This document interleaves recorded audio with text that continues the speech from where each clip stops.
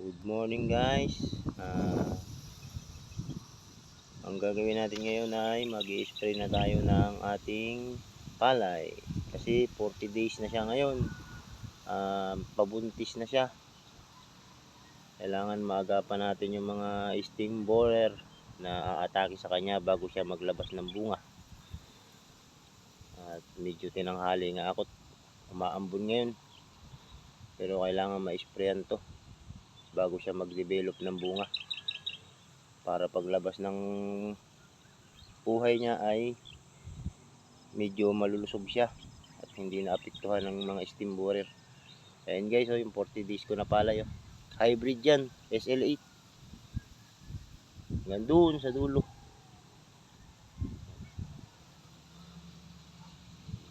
Ito yung aking sprayer. Kargahan ko na siya ngayon ng gamot. Ang gamot ko nga palang gagamitin dito ay Brudan na may mix na Solomon. Hindi ako nakontento, nilagyan ko pa rin to ng karate para mas matapang siya guys.